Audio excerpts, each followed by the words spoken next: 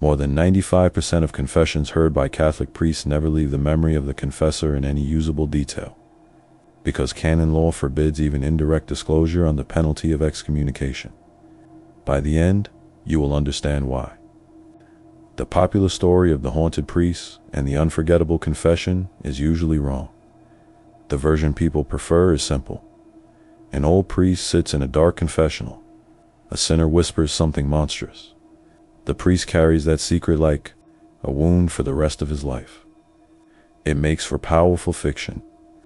It also ignores the structure of confession, the psychology of memory, and the institutional design of the sacrament itself.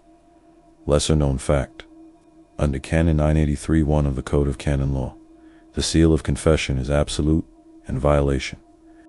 Results in automatic excommunication reserved to the Holy See, which means even accidental disclosure can carry the most severe ecclesiastical penalty.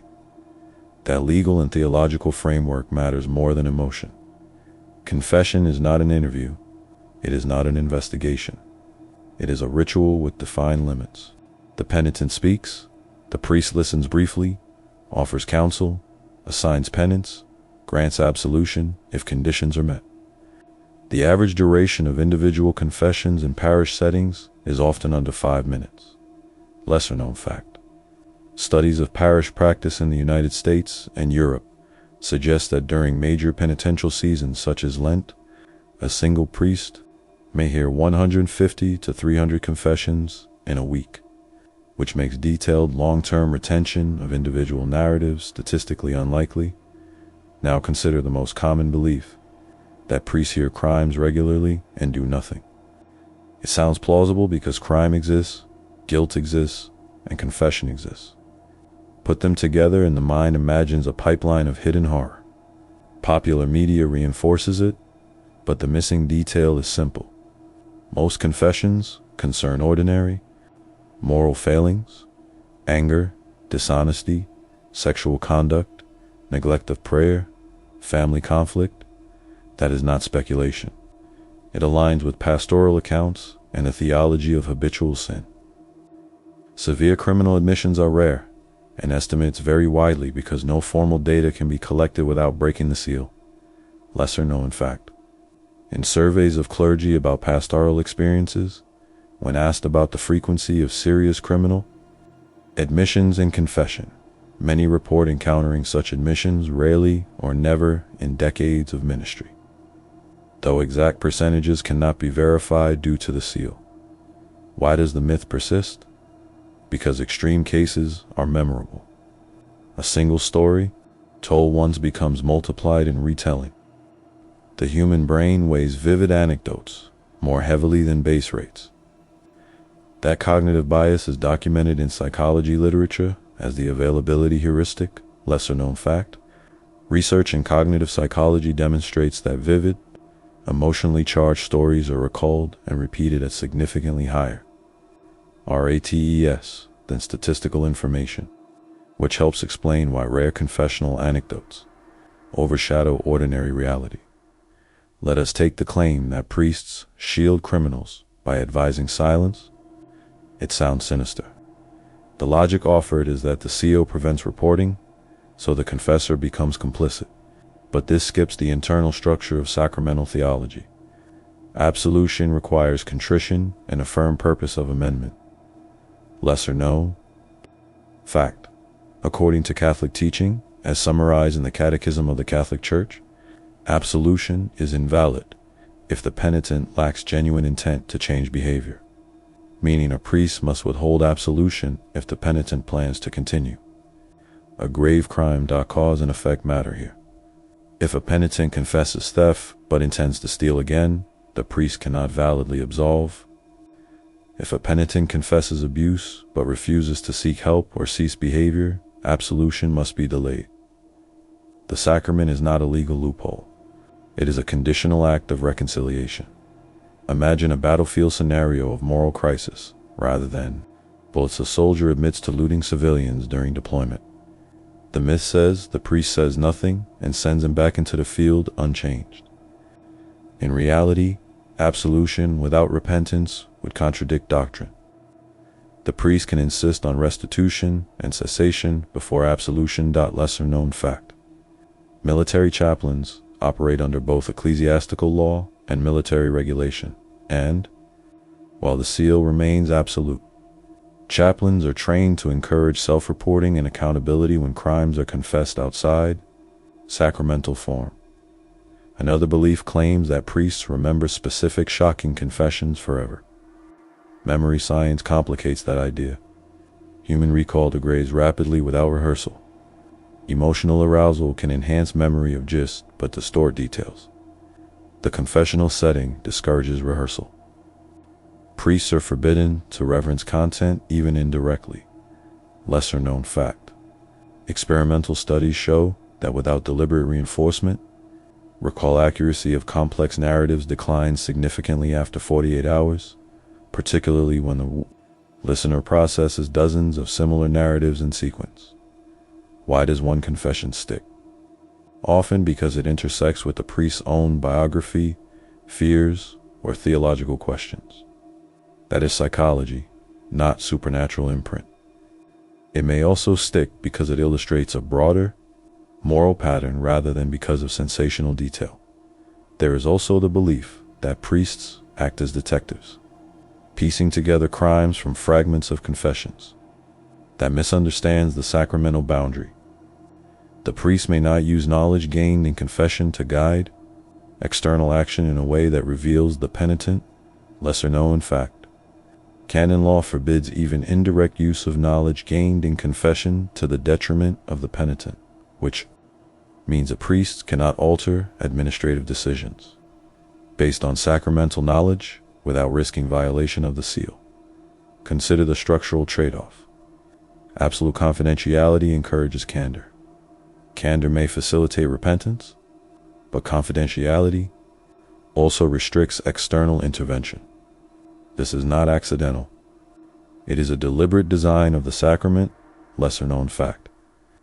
The concept of an inviolable seal dates back to early church councils in the first millennium, long before modern legal systems, illustrating that the trade-off between secrecy and disclosure has ancient roots.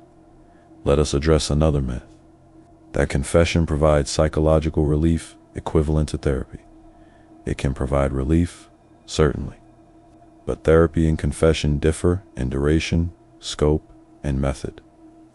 Therapy involves ongoing sessions, diagnostic frameworks, and treatment plans. Lesser known fact. Empirical research on religious coping suggests that ritual confession can reduce feelings of guilt and anxiety in the short term, but sustained behavioral change typically requires broader support systems beyond a single sacramental encounter. The battlefield failure of this myth is clear. A person struggling with addiction confesses weekly but seeks no medical treatment. The ritual alone does not rewire neurochemistry without additional intervention. Relapse rates remain high. Another common claim is that priests secretly judge and catalog sins, building a mental archive of depravity. In practice, repetition dulls shock. After hundreds or thousands of confessions, patterns emerge, not sensational details. Lesser known fact. Clergy burnout studies indicate that emotional exhaustion correlates more strongly with administrative overload and parish conflict than with exposure to confessional content. Why does the darker story endure? Because it dramatizes moral authority. A priest haunted by one terrible secret fits narrative expectations of burden and sacrifice, but the system-level reality is routine. Most confessions are repetitive and predictable. Now examine the belief that confession absolves legal guilt. This confuses spiritual reconciliation with civil accountability. The Church teaches that absolution forgives sin before God, not the temporal consequences of crime. Lesser known fact. Official Catholic teaching states that repentance includes willingness to make restitution and accept just punishment, which distinguishes spiritual forgiveness from exemption from legal consequences. Cause and effect again. If someone confesses fraud but refuses to repay victims, repentance is incomplete. If someone confesses assault but avoids surrender to authorities, absolution may be withheld. The sacrament presumes moral repair, not evasion. There is also a myth of dramatic last-minute deathbed confessions filled with shocking revelations. Such events occur, but estimates vary widely regarding frequency. Many hospital chaplains report that end-of-life confessions often focus on reconciliation with family rather than disclosure of hidden crimes. Lesser-known fact: palliative care research shows that common end-of-life regrets involve relationships and missed opportunities more than criminal acts. Aligning with pastoral reports of typical deathbed concerns, why, then, would one confession stay with a retired priest? Likely because it revealed something about human frailty under pressure war, poverty, fear. In wartime settings especially, moral injury becomes central. Soldiers confess actions taken under orders or chaos. Lesser-known fact: studies of veterans indicate that moral injury find is distress resulting from actions that violate personal, moral beliefs can persist for decades, affecting spiritual life and mental health. This is where wartime logic enters. In combat, split-second decisions occur under threat of death. Civilian moral frameworks strain under such pressure. Confession becomes a space to process that strain, not necessarily to reveal sensational crimes. There is another layer people overlook. In many countries, the number of Catholics who go to confession regularly has declined sharply since the 1960s. In some regions, dropping below 20% of practicing members. By the end of this stretch, you will see why the idea of a priest drowning in endless catastrophic secrets does not align with the mathematics of participation. Lesser-known fact: surveys conducted in Western Europe and North America consistently show that a minority of self-identified Catholics attend confession more than once per year, which constrains the total volume of potential disclosures. If only a fraction of parishioners confess regularly, and most confessions last fewer than 5 minutes, then the total exposure of a priest to dramatic admissions is statistically narrow. Multiply that by decades of repetition, and what emerges is pattern recognition, not shock. The narrative of the singular unforgettable confession becomes less about frequency and more about anomaly. Consider another belief: that priests use confession to gather intelligence about community behavior. It sounds plausible in small towns where everyone knows everyone, but sacramental knowledge is compartmentalized by rule and habit. Lesser-known fact: seminary formation in many dioceses includes explicit instruction on mental discipline to prevent conscious retention or later recall of confessional content. A training safeguard designed to protect the seal. Why would such discipline matter? Because memory can intrude in ordinary interactions. A priest meeting a parishioner at a school event must not allow sacramental knowledge to color conversation. The system requires compartmentalization, similar to classified information handling in military environments. In wartime chaplaincy, this boundary becomes even sharper. A soldier might confess fear of desertion or rage toward command. The chaplain cannot relay that to officers if it was said in sacramental context.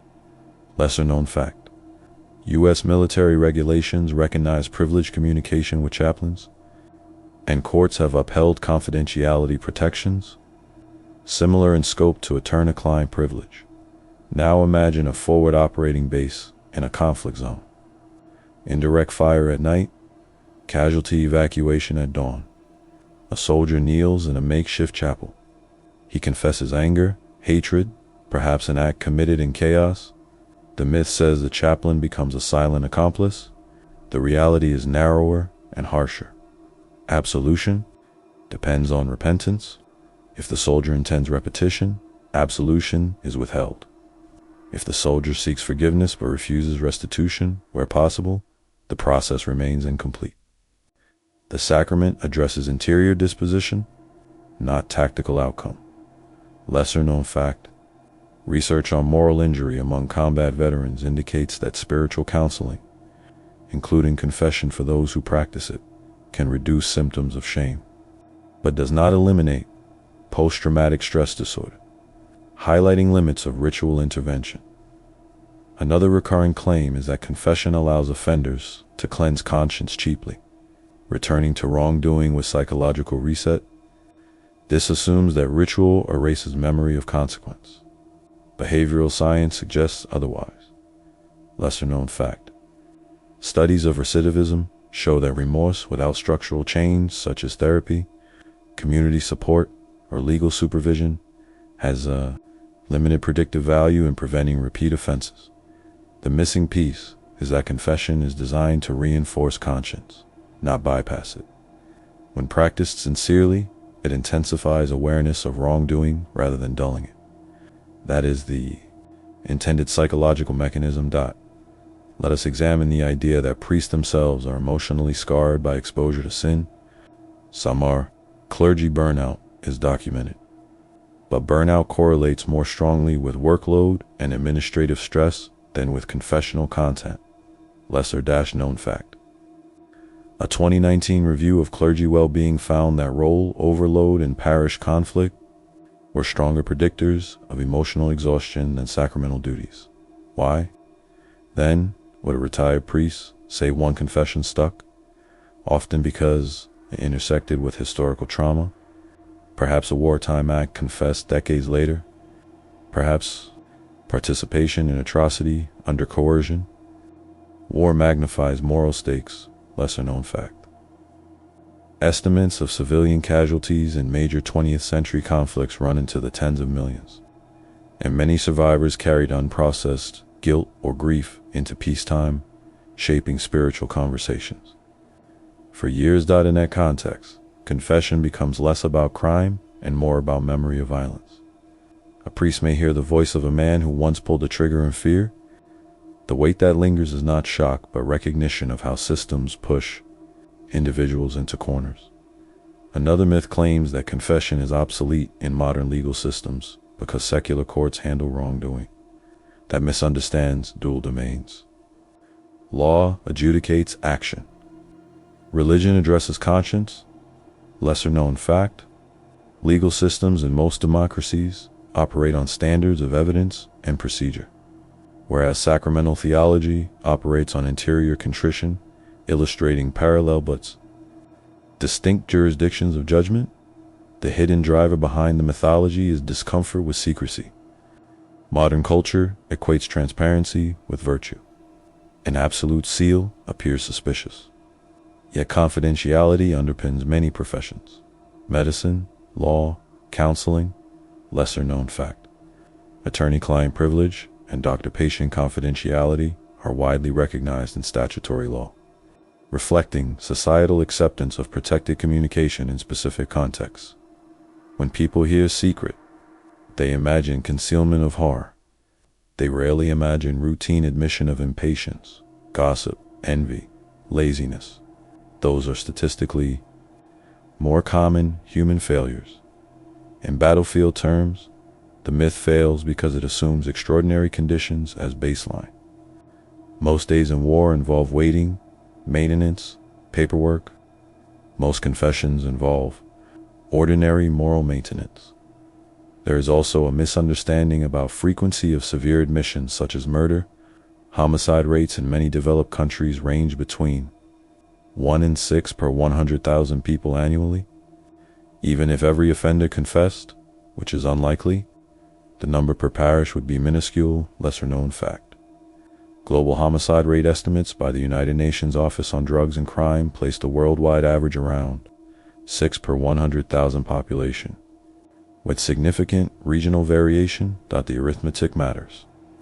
In a parish of 5,000 registered families, statistical probability suggests very few homicide offenders, and not all would be practicing Catholics, and not all would confess. The cinematic flood of murder confessions collapses under demographic scrutiny. What about abuse cases? These are grievous and real, but documented cases of concealment often involve administrative handling outside confession. The sacrament cannot be used as evidence, but administrative knowledge gained elsewhere can and must be acted upon. Lesser known fact: numerous legal inquiries into institutional abuse have focused on failures of reporting and supervision outside sacramental context, indicating that the problem lay in governance rather than in the mechanics of confession. The retired priest, looking back, likely remembers a moment when a penitent articulated the cost of moral compromise under pressure. Perhaps a confession tied to wartime orders. Perhaps a civilian caught in crossfire of ideology. War compresses moral choice. Rules of engagement attempt to impose structure. When structure fails, individuals carry aftermath internally. Lesser known fact: research into combat decision-making shows that sleep deprivation and stress hormones can impair judgment significantly after 24 to 48 hours of continuous operations. Now trace the chain. Stress of war gives impaired judgment, gives morally ambiguous act, gives long-term guilt, gives search for reconciliation, gives confession decades later. The priest here is not a monster, but a human shaped by system and circumstance. The deeper cause behind multiple myths is narrative hunger. Audiences crave singular, dramatic revelations. Institutions operate on repetition and constraint. Confession, as designed, is repetitive, bounded, and structured. Strip away romance and suspicion, and what remains is a ritual built around three elements: admission, counsel, absolution. Each has conditions. Each has limits. The final truth is not cinematic. A retired priest remembers one confession because it revealed the fracture line between intention and action under pressure. Not because it was lurid, but because it was human. War distorts morality. Systems attempt to repair. Confession is one repair mechanism among many. It neither replaces courts nor nullifies consequence. It addresses the interior battlefield, and the quiet lesson is this: when people imagine monsters in the confessional, they often project fear of secrecy. The reality, measured in minutes and demographics and doctrine, is far more ordinary and far more revealing about how institutions manage guilt in a world shaped by conflict.